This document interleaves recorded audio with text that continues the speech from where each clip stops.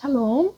금년 2024년 사순절 둘째 주일을 맞이하여 하나님께서 창세기 17장 1절에서 7절 말씀과 15절 16절 말씀을 나누도록 은혜를 허락하여 주십니다. 말씀을 봅니다. 아브라함이 99세 때에 여호와께서 아브라함에게 나타나서 그에게 이르시되 나는 전능한 하나님이라. 너는 내 앞에서 행하여 완전하라. 내가 내 언약을 나와 너 사이에 두어 너를 크게 번성하게 하리라 하시니, 아브라함이 엎드렸더니 하나님이 또 그에게 말씀하여 이르시되 보라, 내 언약이 너와 함께 있으니 너는 여러 민족의 아버지가 될지라. 이제부로는 내 이름을 아브라함이라 하지 아니하고 아브라함이라 하리니 이는 내가 너를 여러 민족의 아버지가 되게 함이니라. 내가 너로 심히 번성하게 하리니 내가 내게서 민족들이 나게 하며 왕들이 내게로부터 나오리라. 내가 내 언약을 나와 너 및 내 대대 후손 사이에 세워서 영원한 언약을 삼고 너와 내 후손의 하나님이 되리라. 하나님이 또 아브라함에게 이르시되 내 아내 사레는 이름을 사레라 하지 말고 사라라 하라. 내가 그에게 복을 주어 그가 내게 아들을 낳아주게 하며 내가 그에게 복을 주어 그를 여러 민족의 어머니가 되게 하리니 민족의 여러 왕이 그에게서 나리라. 아멘. 하나님께서는 우리에게 틈만 나면 딴 생각이라는 말씀으로 나누도록 하십니다. 여러분이 숫자 40을 만들려면 여러 가지 경우의 수가 있죠. 8 곱하기 5, 또 간단하게 10 곱하기 4, 그리고 20 곱하기 2 등 경우의 수가 상당히 많이 나올 수 있습니다. 여러분들은 어떻게 생각하시겠습니까? 그래서 우리는 이런 것을 머리를 굴린다고 합니다. 머리를 잘 쓰기 위해서는 우리는 틈만 나면 딴 생각을 해야 되는 것입니다. 특별히 사람들은 새로운 아이디어 개발, 요즘처럼 톡톡 튀는 상황들을 새롭게 만들어내기 위해 틈만 나면 모여서 새로운 생각들을 나누기 위해 회의도 하고 아이디어의 계획도 짜고 인터넷을 통해서 수많은 정보들을 활용하기도 합니다. 왜 그렇게 하겠습니까? 인간의 뇌는 끊임없이 발전하고 변화되기 때문에 고정된 것들로 만족하지 않습니다. 고정관념이란 사람을 굳게 만들고 나태하게 만든다고 생각하기 때문입니다. 중국의 작가 도시는 썩은 사과 먹는 법을 가르쳤습니다. 사과가 썩었다고 대부분의 사람들은 그냥 버립니다. 그러나 지혜로운 사람은 썩은 부분을 도려내고 먹을 것입니다. 즉 문제와 허물의 시선을 뺏겨서 좋은 부분을 보려하지 않는 것, 이것은 아마도 우리 평범한 사람들의 일상일 것입니다. 그러나 지혜로운 사람은 허물이 아니라 가능성을 봅니다. 이것이 삶의 지혜입니다. 사람마다 삶을 뒤돌아보라고 하면 모두가 고생과 고난의 연속이었던 삶을 먼저 생각합니다. 그러나 그 고난의 시간이 닥칠 때마다 한숨을 쉬고 어떻게 해야 할까 숨을 몰아쉬실 수밖에 없었음을 기억하지만 지나고 보면 그 과정이 삶의 지혜를 주시려고 했던 하나님의 선물임을 알게 되는 것입니다. 오늘 본문 아브라함은 99세에 아직 하나님께서 약속하신 그를 통하여 그의 집안의 가장이 되고 번성해 나가야 되는 그 약속에 도달하지 못한 아브라함의 모습이 나옵니다. 창세기 12장 1절 2절은 유명한 말씀으로 여호와께서 아브라함에게 이르시되 너는 너의 고향과 친척과 아버지의 집을 떠나 내가 내게 보여줄 땅으로 가라. 내가 너로 큰 민족을 이루고 내게 복을 주어 내 이름을 창대하게 하리니 너는 복이 될지라. 이제 곧 100세가 다 되어가는 아브라함은 자신의 고향을 떠난 지 거의 20년이 다 되어가는데도 19년 동안에 큰 민족을 이룰 후사가 없는 것입니다. 그렇지만 그간에 조카 롯이 후사가 될 수 있을까 해서 소돔과 고모라 땅에서 유황불 속에 죽을 수밖에 없었던 롯을 구해왔습니다. 그리고도 만족하지 않아 아브라함과 사레는 나름 생각해낸 것이 후처 하갈에게서 아이를 보자는 생각이었습니다. 그래서 후처에게서 이스마엘이라는 아들도 낳아보았습니다. 그런데 이스마엘로 인해서 그의 어미 하갈은 본처인 사레를 멸시하였습니다. 그간의 아브라함은 나름 주님께서 허락하신 방법인지 아닌지를 잘 모르고 틈만 나면 어떻게든 살아보려고 딴 생각과 딴 공개를 많이 했던 것 같습니다.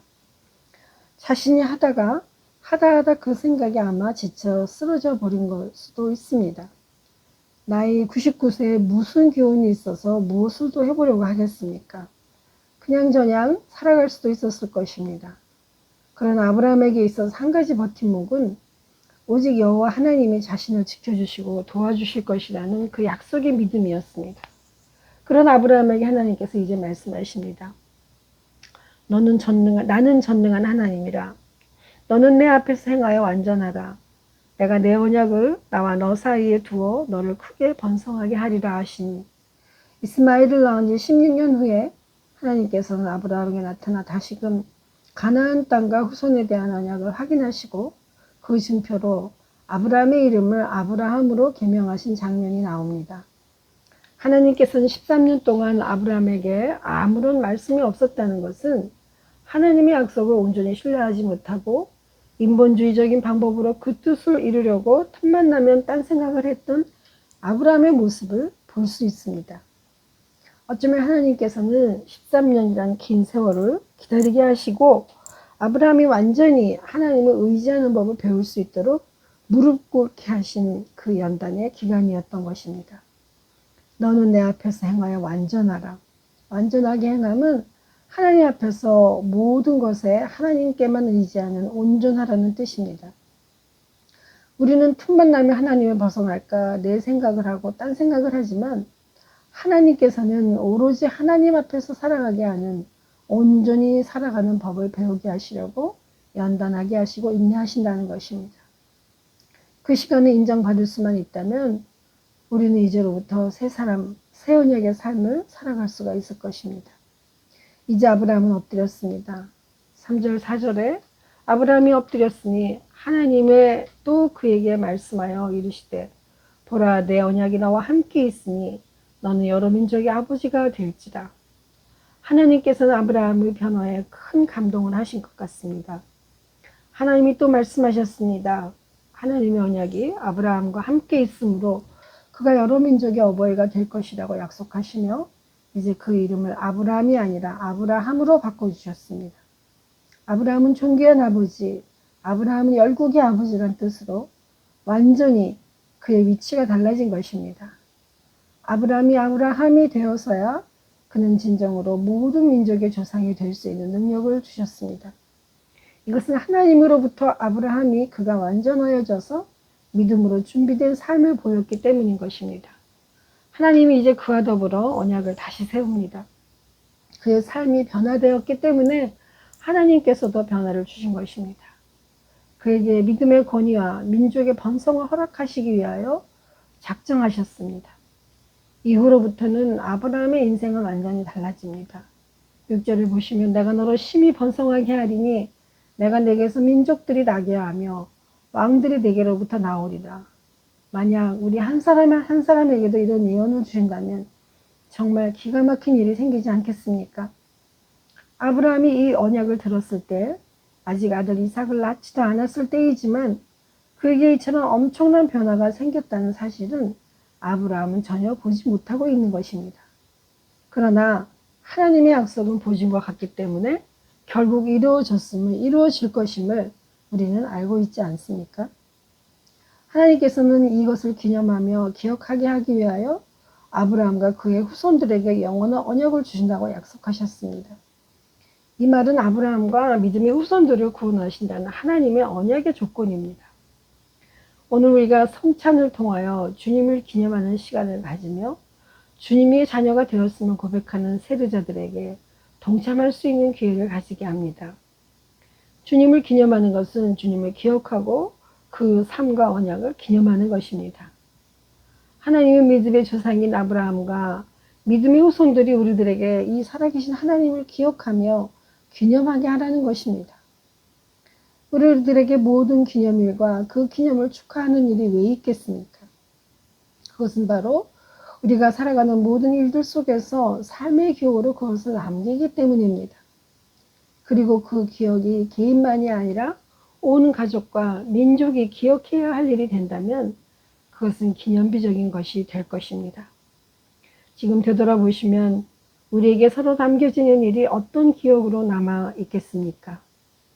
이제 하나님께서는 아브라함과 약속을 남긴 것이 아니라 그의 아내 사레에게도 하나님의 언약을 보증으로 남겨주셨습니다. 그래서 사레의 이름을 사라라 하라고 하셨습니다. 사레는 여주인 공주라는 이름이지만 사라는 열국의 어미라는 새로운 이름을 허락하시고 믿음의 보증을 허락하여 주셨습니다. 이제 사레가 아닌 사라를 통해 민족의 만국의 어머니가 되고 그녀의 후손을 통해 예수 그리스도가 나시기까지 약속이 이루어질 것을 보증하신 것입니다. 그렇습니다. 우리는 지금 주님의 삶과 생애를 함께하며 기다리는 사순절을 지나고 있습니다. 이것은 우리는 예수 그리스도께서 어디서부터 오셨으며 어떤 믿음의 후손으로 증거를 삼는지를 돌아보는 시간인 것입니다. 이처럼 하나님께서는 한 사람을 믿음의 자녀로 삼기 위하여 이처럼 원대한 계획을 이미 세우신 것입니다. 하물며 믿음의 후손들만이 아니라 온 인류를 구원하시기 위해 하나님의 계획 속에 있는 하나님의 아들이신 주님은 우리의 삶과 역사 속에 들어오기까지 하나님의 보증으로 이처럼 태초부터 철저히 증명되어 여기까지 오게 하신 것입니다. 이제 이런 하나님 앞에 우리는 기도합니다. 사랑하는 하나님, 제 침묵 속에 부드럽게 말씀하여 주옵소서. 밖으로부터 제 주변의 시끄러운 소리와 안으로 제 두려움의 시끄러운 소리가 끊임없이 저를 주님으로부터 멀어지게 할 때에도, 주님의 음성이 제 귀에 들리지 않을 때에도, 주님이 여전히 제 귀에 들리지 않을 때에도 여전히 제 곁에 계심을 믿게 하여 주옵소서. 주님의 작고 부드러운 음성을 듣는 길을 허락하여 주옵소서. 무거운 짐진 자여 내게로 오라. 내가 너를 쉬게 하리라. 나는 마음이 온유하고 겸손하다. 이제 그 사랑의 음성이 제 길잡이가 되게 하옵소서. 아멘.